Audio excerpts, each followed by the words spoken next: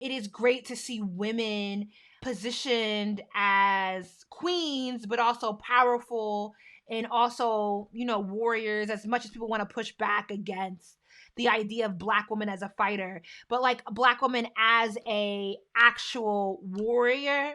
I enjoyed that this is essentially a superhero movie.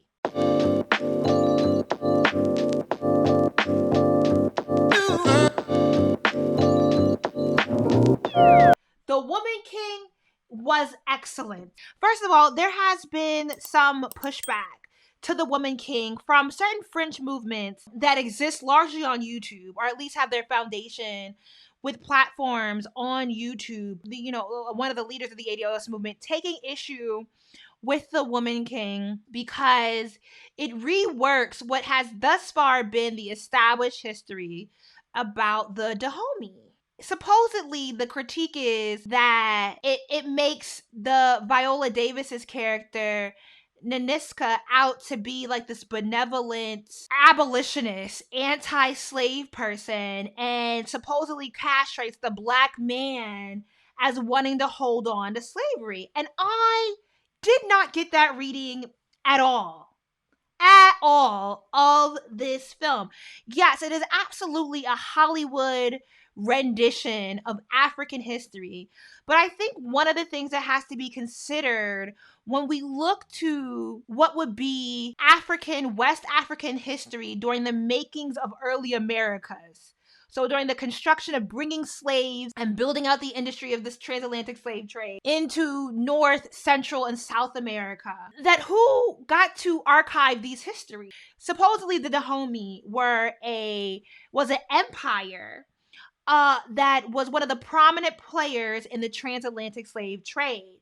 And they went to war against the British because the British were seeking to abolish slavery. I think you have to take a moment and consider how quizzical it is that our history books have established this history that is very fraught, right? There's not a whole lot of documentation, of historical interrogation around Africa and African cultures during the beginnings or even throughout the base of the transatlantic slave trade outside of what is told by European slavers.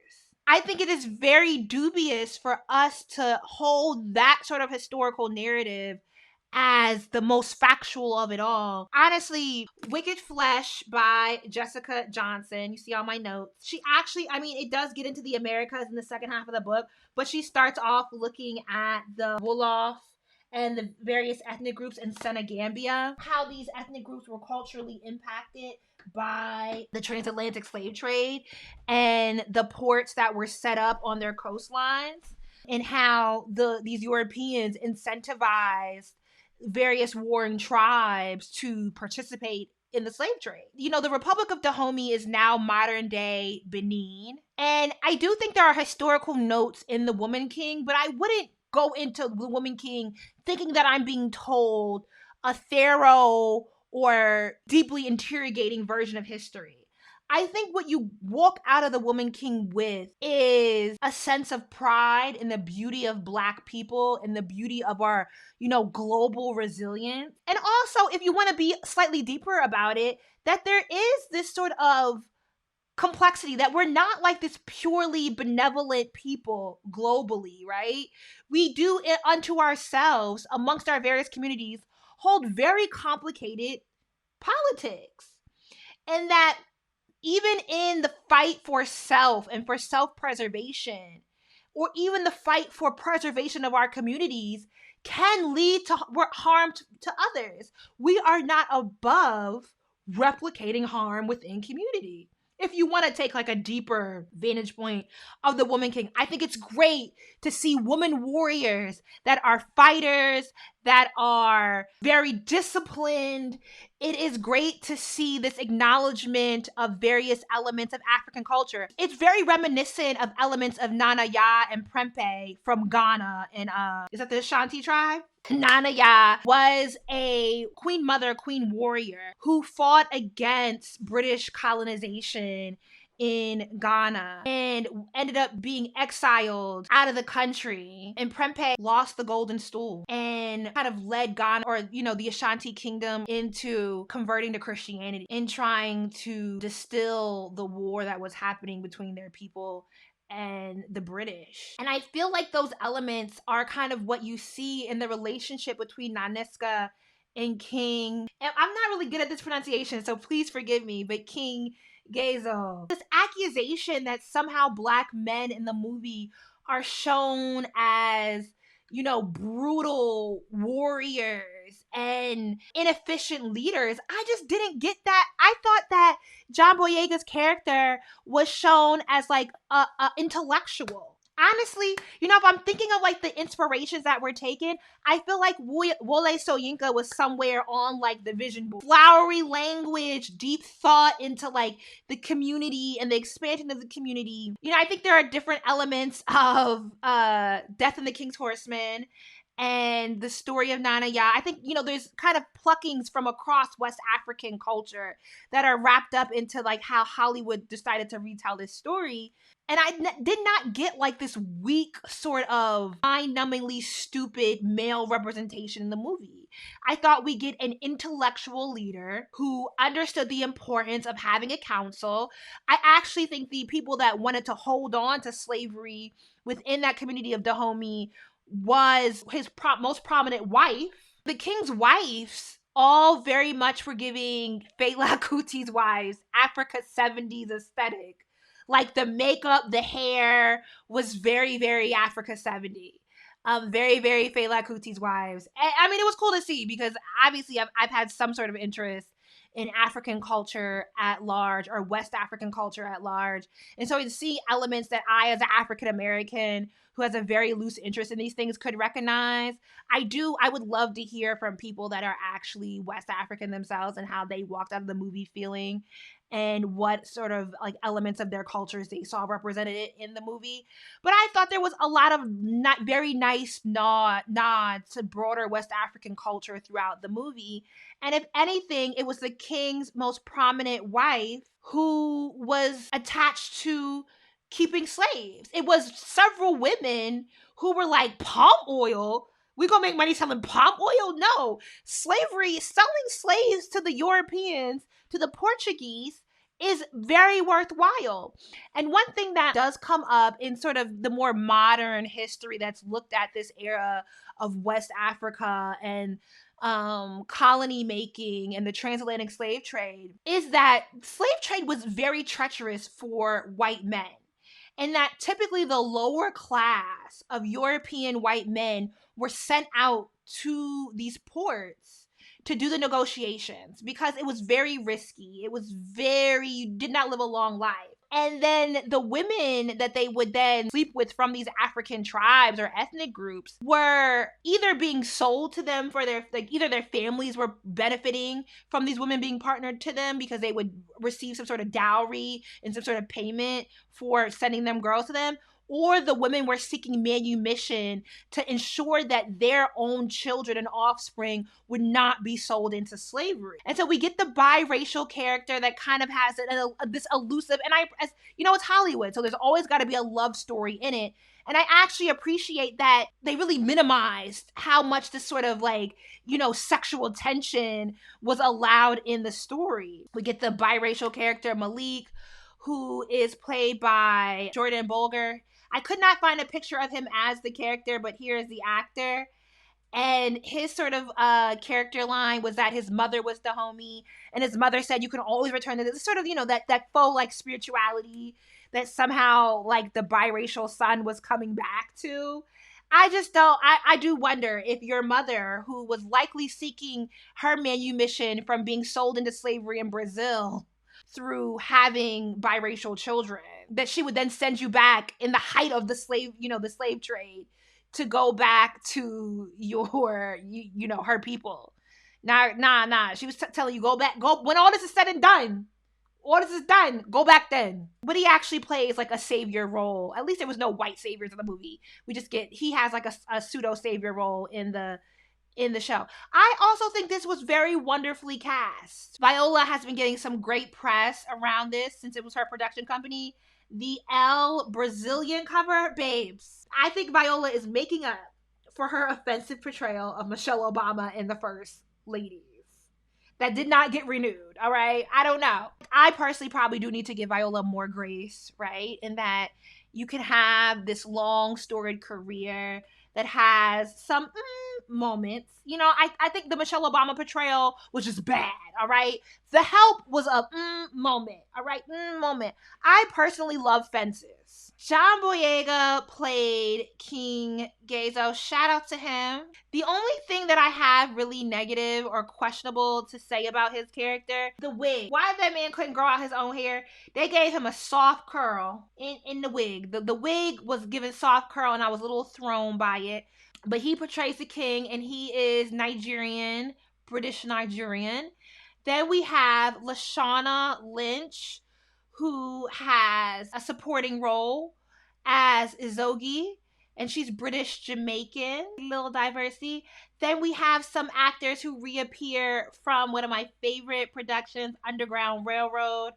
Shayla Ateem, who plays Aminza, and I really love her character in the movie. She both in both the productions I've seen her in Underground, the Barry Jenkins Amazon Prime series. That is very hard to watch, but it is very well done, and I have a review of it on my YouTube channel. I think the character is the vehicle of the spiritual essence, but I don't think the character within that series understood their power. You know, the power is in the fight that we might be inclined to think they lost, but you know, I don't know. It's a really good. I love that shit. Can I rewatch it? I don't know. It's very traumatic. It's very traumatic, but it was good, and I did watch it twice. Susu is South African, and she portrays Nawi. She's also the lead character in Barry Jenkins' Amazon Prime series Underground Railroad, and she is an excellent actress. She is I have enjoyed her, and I have enjoyed her honorary characters that she has played. She plays very stubborn, honoring women that, and like in The Woman King, definitely has things to learn, definitely makes mistakes. And then Jimmy Odukoya, in the least xenophobic way possible, Jimmy Odukoya looks like a man who will ruin your life. He's married though, so, and his family is gorgeous, actually. Him and his 2 kids and his wife are a very beautiful family. But in his headshot pictures, when I was trying to find every picture got like that slightly arched eyebrow. It's like, look at me, you cannot turn away. But he plays Oba Adi of the Oyo tribe, which, you know, is an actual tribe that was absorbed into the Yoruba Empire. So, you know, apropos that they had a Nigerian portray him. The character that Jimmy portrays is a very small, and they're also a very small band. Even in the like they in the war that they go at with the Dahomey in like the fighting scenes. And I will say, the violence is, for it to be a PG-13 movie, I was kind of surprised at how gruesome the violence was. I don't know what kind of fight the production company put up to make sure that they weren't hit with a rated R rating, because it is very gruesome. And I realized watching the movie that like maybe I'm just turning into an old lady, because the fights between the black people, I had a hard time, like, you know, keeping my eyes open. Now with the white man, I was like, yeah, beat the bitches up, burn it all down. But the fights between the black tribes, I was like, oh no, I don't want to see nobody die. I don't like this. But like, even in the big scene between the Dahomey and the Oyo, you know, they had gone out and gotten more tribes to join them in fighting the Dahomey. I don't know. Maybe it's because I'm a historian and I'm into the history stuff, that like, to me, that fight scene doesn't suggest that only the black men wanted to keep slaves. Because if you understand that the Dahomey are capturing other ethnic groups, and if they do not join the Dahomey army, they are then sold into slavery. That why wouldn't these other ethnic groups or these other tribes want to fight the group that is probably enslaved or sidelined, at minimum, their own community? There's a whole scene where these women who were saved from the Oyo were given the option, or not even were they saved, or were they Oyo women themselves, were given the option to either join the woman army. Where they going? Because in the next scene, we find out that the Dahomey are engaged in the slave trade. So where do these women go off to? I think anything more I could say would be like spoiling it, honestly.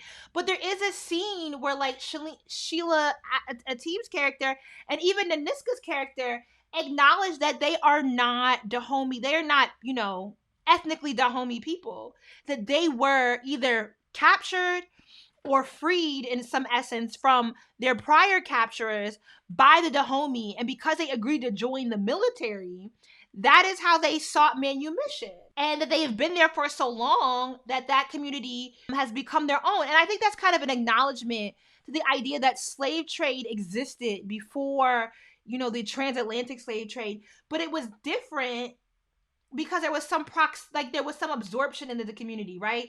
In that Naniska, I don't want to spoil it, but if Naniska or Aminza had children, their children would not then inherently be seen as slaves in the way that, the transatlantic slave trade also relied on reproductive slavery. I think it's interesting to think that this movie is, I saw the word gynoocracy, that it is a poor portrayal of Black men. I did walk out of the movie theater thinking Black women are badass, absolutely, but I didn't walk out of it thinking that, like, niggas are losers.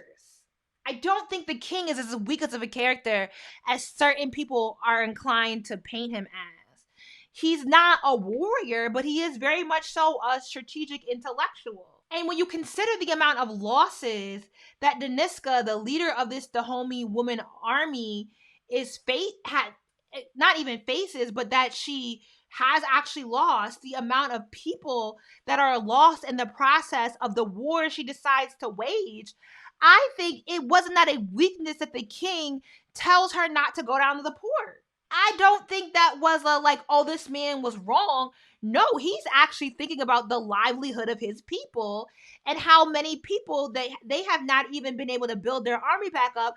They're just suffering continual loss over what really has come down to a personal war for Naniska. How then do we then turn that into this is a portrayal of a weak Black man?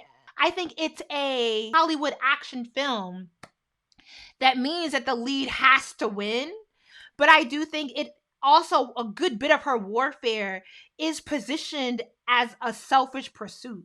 And so I don't walk away thinking, wow, that king was so stupid and so weak and so silly. The closing scene that is a fight between the whites and the Dahomey is not orchestrated by his will, but that army exists and that they have the tools to train, aren't they the benefactors of the king's will? I don't get the pushback against the movie. I think, yeah, you could possibly critique that it is not a historical telling of these kingdoms or what they were about, and that the idea that one was good and one was hyperfixated on Oyo is definitely a Hollywood tale and not a true telling of the complexities of what the West African tribes were dealing with in the face of the transatlantic slave trade. First of all, this movie isn't even about the slave trade to the United States because the Portuguese largely were in Central and South America. The slave traders in this movie was one biracial and his white brother that were of Portuguese heritage. That's the Caribbean and South America. So this idea that somehow it denies the history of like how Africans were sold into, the American slave trade. I don't even think that's really our battle to wage against this movie. I thought it was a very beautiful homage, a diverse representation of various historical elements of West African tribes and ethnic groups.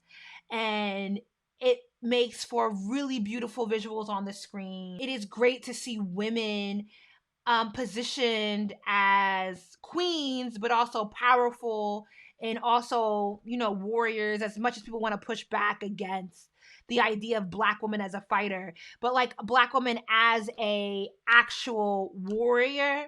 I enjoyed that this is essentially a superhero movie with a more human superhero though.